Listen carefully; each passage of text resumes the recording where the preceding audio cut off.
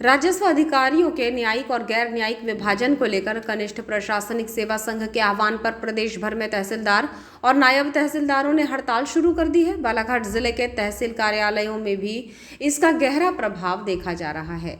6 अगस्त से प्रारंभ हुई हड़ताल अनिश्चितकालीन हो सकती है, जिसमें आगामी दिनों में आवेदकों को कामकाज के लिए भटकना पड़ेगा। बुधवार को तहसीलदार और नायब तहसीलदार ने अपने वाहन कलेक्ट्रेट में खड़े कर दिए हैं और जब तक आदेशों को वापस नहीं लिया जाता कार्य से विरत रहने की बात कही है। मध्य प्रदेश राजस्व अधिकारी कनिष्ठ प्रशासनिक सेवा संघ के बैनर तले तहसीलदार और नायब तहसीलदारों ने राजस्व अधिकारियों के न्यायिक और गैर न्यायिक विभाजन का विरोध जताते हुए ज्ञापन सौंपकर इन आदेशों को वापस लिए जाने की मांग रखी थी। जानकारी के अनुसार राजस्व अधिकारी संघ को मुख्य सचिव मध्य प्रदेश शासन से मौखिक आश्वासन मिला था कि ये योजना 3 माह के लिए पायलट प्रोजेक्ट के रूप में केवल 12 जिलों में ही लागू की जाएगी। राजस्व न्यायालयों को मर्ज नहीं किया जाएगा और गैर न्यायिक कार्यपालिक मजिस्ट्रेट को आवश्यक संसाधन प्रदान किए जाएंगे, जिसके बाद संघ के द्वारा विरोध स्थगित किया गया था। लेकिन आश्वासन के विपरीत विभाजन की ये योजना 9 जिलों में लागू कर दी गई, जिसमें बालाघाट भी शामिल है और कलेक्टर द्वारा आदेश जारी किए गए और संवर्ग का विभाजन कर दिया गया, जिसमें न्यायिक और गैर न्यायिक राजस्व अधिकारियों को जवाबदेही सौंपी गई। मध्य प्रदेश राजस्व अधिकारी कनिष्ठ प्रशासनिक सेवा संघ और जिला इकाइयों और प्रांतीय कार्यकारिणी की आपात बैठक ली गई, जिसमें निर्णय लिया गया कि 6 अगस्त को अवकाश या हड़ताल नहीं होगी, बल्कि संवैधानिक तरीके से अपनी बात रखी जाएगी। इसी को लेकर 6 अगस्त को कनिष्ठ प्रशासनिक सेवा बालाघाट जिला इकाई के द्वारा तहसीलदारों और नायब तहसीलदारों ने मुख्यालय पर रहकर विरोध जताया, जिसमें कहा गया कि आपदा प्रबंधन के कार्यों को छोड़कर हम समस्त कार्यों से विरत रहेंगे। इसी को लेकर सभी अधिकारियों ने शासकीय वाहन कलेक्ट्रेट कार्यालय में जाकर जमा कर दिए हैं और डिजिटल सिग्नेचर के डोंगल सील बंद कर एकत्रित कर जिला अध्यक्ष को सौंप दिए हैं। जानकारी में सामने आया कि अपने विरोध प्रदर्शन को तीव्र करते हुए अधिकारी व्हाट्सएप ग्रुप भी छोड़ेंगे। हर दिन शाम 6 बजे तक जिला स्थापना शाखा में संयुक्त उपस्थित पत्रक पर हस्ताक्षर कर उपस्थिति प्रस्तुत की जाएगी। तहसीलदार और नायब तहसीलदारों की मांग है कि न्यायिक और गैर न्यायिक विभाजन राजस्व अधिकारियों को राजस्व के मूल कार्यों से पृथक करने के आदेश को तत्काल प्रभाव से निरस्त कर दिया जाए।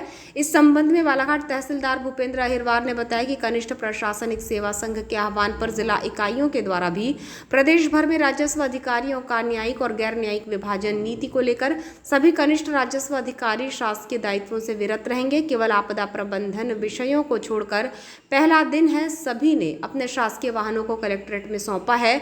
उन्होंने बताया कि प्रतिदिन एकत्रित होंगे और जब तक आदेश निरस्त नहीं होंगे तब तक लोकतांत्रिक तरीके से इसका विरोध दर्ज करेंगे। उन्होंने ये भी बताया कि भर्ती नियम में संशोधन नहीं हुआ है, इससे 2 न्यायालयों का भार एक अधिकारी पर आएगा। इस नीति में समग्र रूप से विभाजन हुआ है जो स्वीकार्य नहीं है, इसलिए हम इसे निरस्त किए जाने की मांग कर रहे हैं।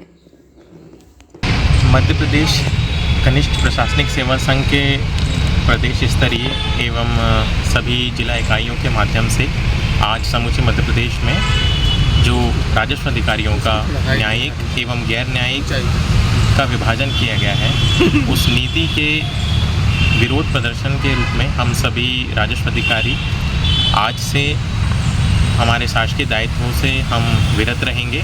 केवल आपदा प्रबंधन विषयक चीज़ों को छोड़कर बाकी सभी कामों से हम विरत रहेंगे। आज पहला दिन है। आज हम सभी अपने अपने शासकीय वाहनों को कलेक्ट्रेट में सौंपकर इस विरोध के स्वरूप को आगे बढ़ा रहे हैं। कुछ ज्ञापन भी देने का हम ज्ञापन तो पूर्व में हो चुके हैं, ज्ञापन पूर्व में दिए जा चुके हैं। क्या आंदोलन की रूपरेखा है आपकी? अभी हम लोग यहाँ पर आज जैसे एकत्रित हुए हैं तो प्रतिदिन जब तक ये आदेश निरस्त नहीं होते हैं इसी प्रकार एकत्रित होकर के हम लोग लोकतांत्रिक तरीके से इसका विरोध प्रदर्शन करेंगे। प्रमुख रूप से इससे क्या प्रभाव पड़ेगा जनता, यानी क्या प्रभावित होता है? पहले राजस्व अधिकारी को न्यायालयीन कार्यों के साथ साथ कार्यपालिक मजिस्ट्रेट के दायित्व का संयुक्त रूप से निर्वहन करना होता है। वर्तमान नीति में कार्यपालिक मजिस्ट्रेट एक अधिकारी को केवल कार्यपालिक मजिस्ट्रेट का कार्य सौंप दिया गया है और एक अधिकारी को केवल न्यायालयीन कार्य सौंप दिया गया है, जिससे जब हमारी भर्ती होती है और जो हमारे भर्ती नियम है उसमें किसी प्रकार कोई संशोधन नहीं हुआ है। एक अधिकारी से संपूर्ण राजस्व कार्य कराया जा रहा है, जिसमें उसके पास 2 न्यायालयों का भी भार आएगा और जो मजिस्ट्रियल कार्य केवल एक व्यक्ति को दिया गया है उससे राजस्व कार्य हटा दिया गया है। उनके भी कार्यों की संख्या बहुत सीमित होती है, समय समय पर उसकी आवश्यकता पड़ती है, जैसे प्रोटोकॉल इत्यादि। उस समय समय पे परिस्थिति अनुरूप कार्यों का उसमें संपादन होता है। लेकिन ये जो नीति है इसमें समग्र रूप से विभाजन हुआ है, जो कि स्वीकार्य नहीं है। इस कारण से ये विरोध प्रारंभ